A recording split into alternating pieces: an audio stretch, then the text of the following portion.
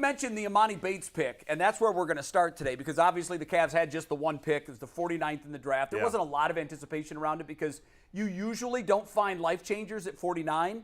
But this might be an exception. This young man's history is a bit up and down. He was the Max Prep Freshman National Player of the Year. And the Gatorade National Sophomore Player of the Year. Yeah, I mean, this kid, once upon a time, was in the stratosphere. I don't want to say LeBron James because LeBron wasn't just the next superstar. LeBron was tabbed as the chosen one in a lifetime. Right. But Imani Bates, once upon a time, not that long ago, 4 years ago, this guy's national stock was unbelievable. Then he hit some roadblocks. He went to Memphis, didn't have a great freshman year, sort of underperformed. Penny Hardaway was his coach there. Averaged fewer than 10 points a game. Transferred to Eastern Michigan, but the big thing here, guys, was the gun charge that happened in December of last year. He's on probation for 18 months. Not a good look. It's a high-risk pick for the Cavaliers. And quite frankly, I was interested to see not if the Cavs would take him, because I know the Cavs they were very public about their interest in this young man.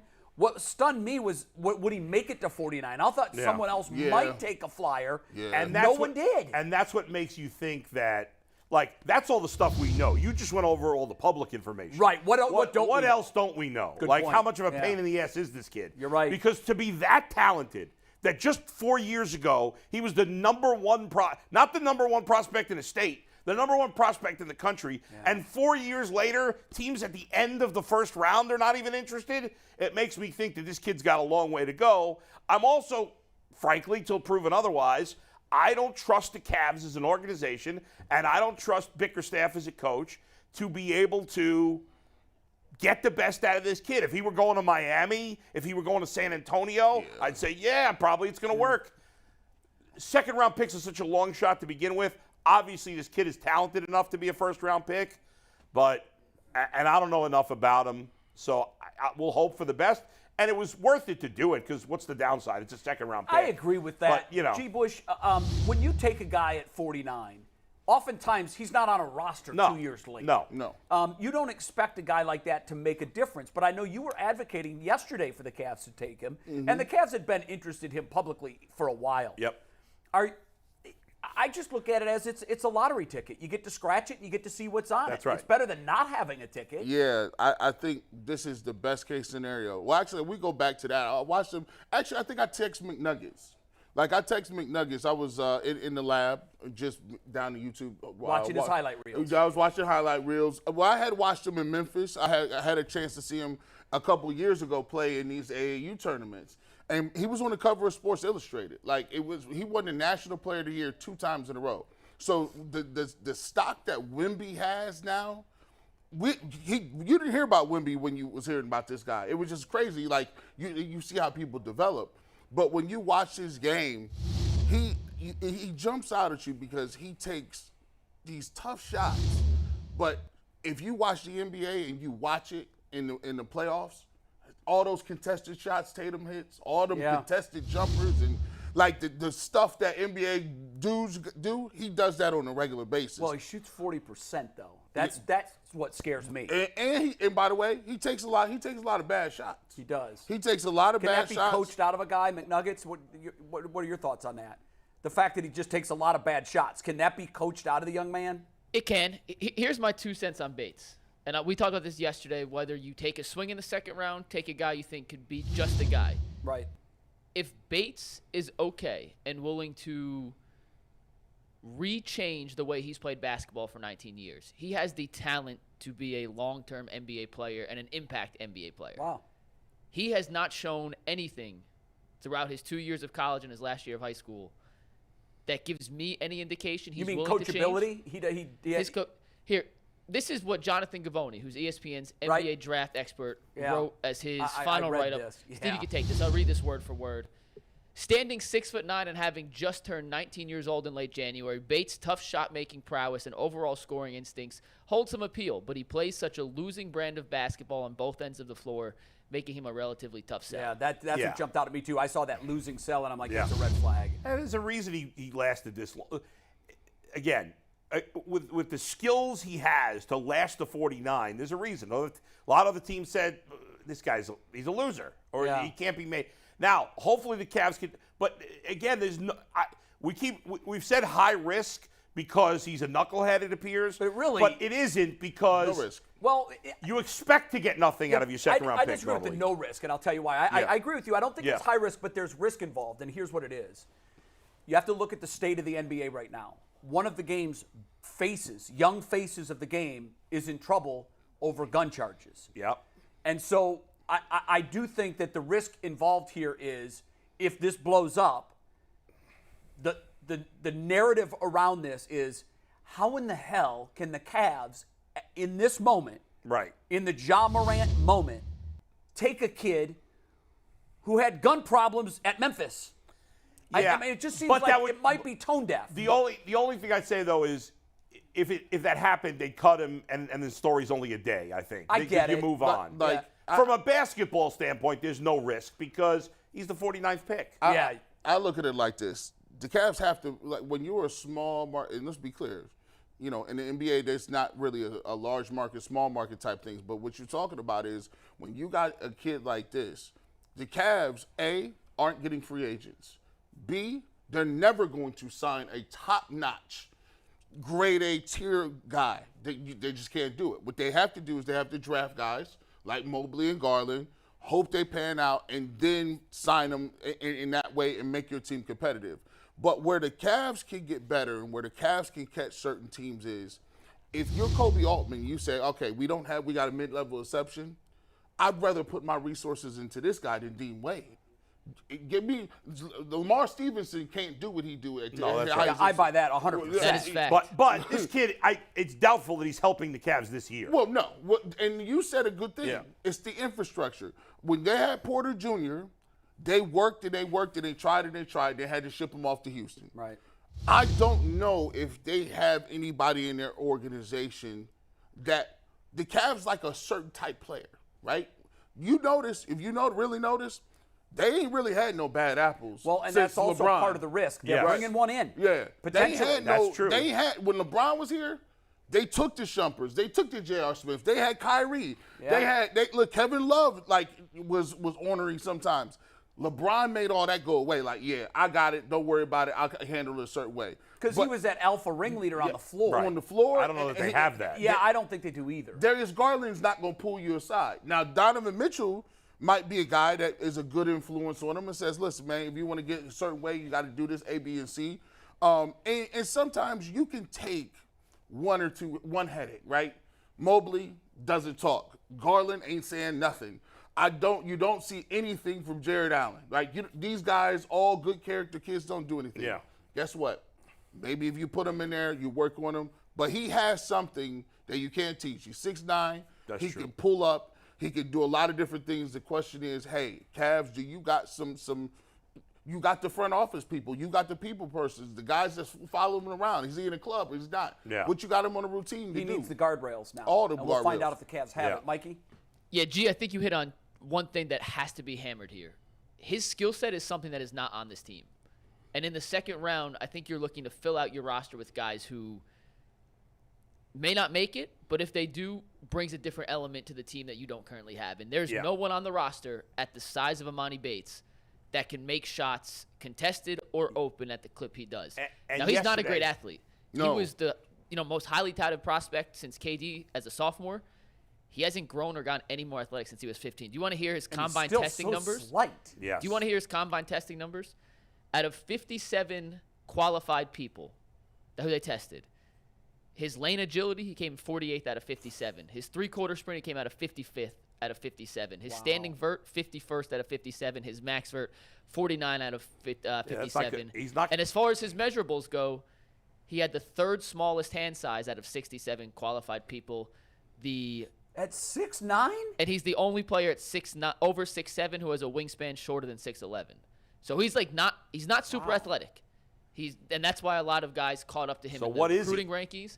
He's a tall He's a basketball player, though. He's a tall scorer, yes. Yeah. And you don't have to be super athletic when you're 6'9" and have a great jump shooting form to make shots. Right. But he's not a guy who I think projects to break guys down off the dribble. Oh, no. He's a guy who's going to catch it in the post, step back, shoot over guys, and make open threes, which is what this Cavs team needed and hasn't had. He's like a 40% shooter last year. That scares me. He's a Paul George without the early Paul George athletic ability. He's not jumping over you. He's not done. If you look at him on a break, he's not high flying. And by the way, he's not a guy that could get one dribble and blow by. He's not a blow by guy. He's going to have to come off screens. But what he can do is that's why it's impressive, because he's not a great athlete. There's always someone in his face a little bit, and you watch these highlights, right? I mean, this is a post play. Guys are in his face, and guess what? He's going to pull up. Look, he's a tough shot maker, and that is what the Cavs didn't have from the wing. And you don't have to be super athletic. If you can make tough shots, if you can make pull-ups, step backs over guys with your hands out because you're 6'9", you usually have a spot in the league. Now, can he get it all together mentally? Will he lock in on defense? Will he learn to pass the ball, which we didn't see at Eastern Michigan? Maybe, and if he does, he certainly has a role on this team. But that skill set of being 6'9", and as G mentioned, being a tough shot maker, the Cavs didn't have anyone at the wing position last year who could make any of these shots. His passing game was non-existent last year. He doesn't pass. And he might A need to button's broke. eat. Yeah. I mean, does he eat ever? I know I eat too much, but like salad. I know his biceps. he his makes biceps Mobley look look the size fat. of most people's wrists. Yeah. we put him with Mobley. Get it? I heard Tristan McKenzie said, "Damn, that guy's skinny." Oh my God. I think Cleveland may have the skinniest pro athletes of all time. Hey, man, you put it's Sticks, crazy. McKenzie, and This guy and together. Mobley, Yeah. and now Imani Bates. By the way, one more thing. I'm Mike, taking all three of them for dinner. Yeah, they and I'm need to dropping eat. $20. Mike, who was the kid you mentioned that you knew in high school that you thought maybe the Cavs could draft in the second round yesterday? Jalen Wilson, and I don't believe he got drafted. He didn't get drafted. So, like, the way you were describing that kid, like, and a lot of the players drafted in the second round are guys like the Cavs already have, like a Dean Wade or Lamar Stevens. Like, that maybe they can be contributors to the back end of the bench in the regular season, but they're probably not playing in the playoffs. This kid's, there's probably like a 2% chance he becomes a really good player. But most guys you draft in the second round, it's probably less than that. I mean, we'll see, but They got it. it's hard to get overly excited. If the Cavs want to be good, they at some point in time are going to have to draft somebody that no one knows, Right. That and becomes make a player. them good. Yeah. Because you watch Yeah, Miami. like a Jokic. Yeah, Joker, or the two teams that played. Like the Miami Heat had guys I had never heard of. Yeah, you But got that's because they got Riley and Spoelstra. But here's the they thing, get though, that. G, yeah, you're right. But to your point, G, like this isn't a guy that no one knows. Right. This is somebody they know. This is what I think. If nothing else, it creates a lot of interest, not just here locally, but around the league. Everybody is going to keep one eye on what this kid does because once upon a time he was supposed to be him. But and if you had to bet right now in 5 years, is he a serviceable NBA player or out of the league? I'd bet out of the league. That's a good bet. If I had to bet, I hope I'm wrong. I'm going to say, here's my eternal optimism. Yeah. I'm going to say serviceable player. I'll say, listen, if he could, he was 17 years old. 17 when he got the gun charge. Yeah. He actually reclassified and went to college early. So he had a tough year at Memphis. He was 17. Yeah, that's tough for anybody. That's the major. And by the way, D1. Memphis isn't the best city to go to college. No, it's to not, play right? basketball. Like, it's not really the greatest city to just be walking around in. So one thing I will say, he's from Michigan, and what you hope is he looks at that Sports Illustrated cover and say, look, I'm playing in a city where another dude used to be on the Sports Illustrated cover. Yeah. And guess what? I feel slighted. Like, guys like that got egos. Like, if you went from that to now Wemby is all that, and you like, wow, I'm in the second round. He don't get no guaranteed money.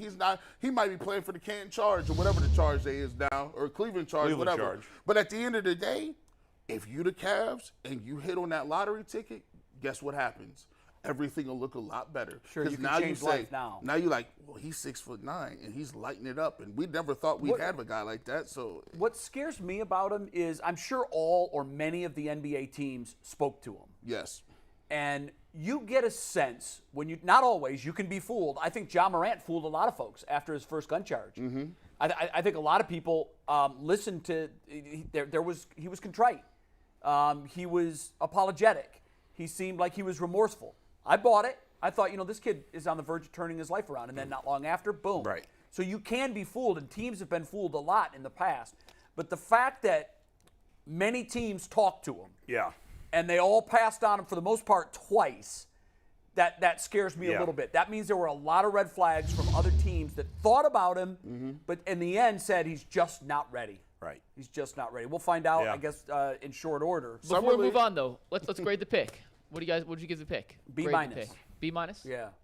Because you don't get an A in the second round unless it's 5 years later and it was Joker. Yeah, I mean, I give it a C. I give every second round pick a C. I don't know. I'm going to give it a B+, and if he turns out to be good, well, then it's going to be an A. then It's it's an gonna A. be good. And I liked it, and I've been tough on Kobe, right?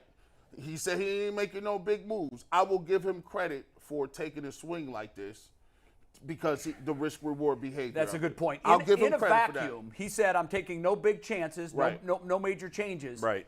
And now, granted, there's context to this, but he just landed at no cost a former high school player of the year and a former high school player that was on the cover of Sports Illustrated.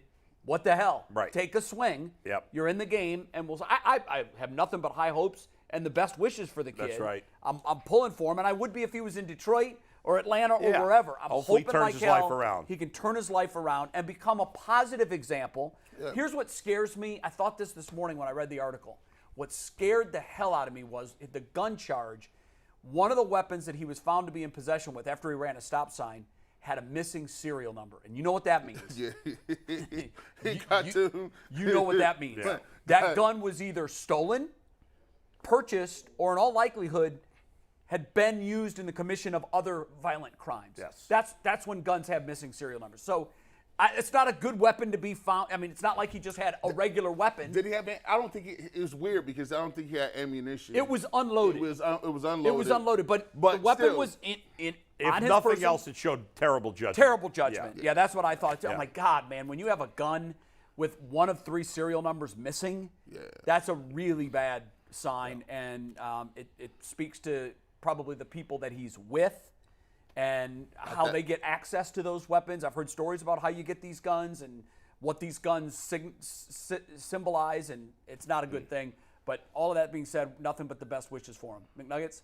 We got a YouTube poll and a super chat to get to based on this topic, and whenever we bring you comments from the internet, it's brought to us by PCC Airfoils. If you're looking for a job with career advancement and great benefits, well, PCC Airfoils is a leading manufacturer in Northeast Ohio. All locations of PCC Airfoils in Eastlake, Menor, Wickliffe, and Minerva are hiring for all positions starting at $18 and up, plus full benefit packages, paid time off, and a signing bonus.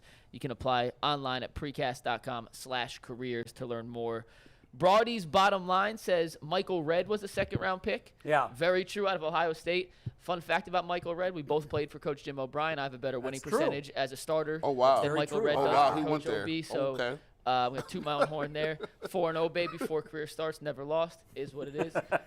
We asked the YouTube chat, did the Cavs get a steal in the draft with Imani Bates? And 62% said yes. And I'm actually going to agree with them. We don't know if he's a steal, but I think he's absolutely worth the risk to take at 49 because, as G mentioned, it's pick number 49. Yeah. There's no risk, and of all the guys taken between 49 and 60, he certainly has the highest upside. So I would agree with that. I'm with you. Yeah. All right.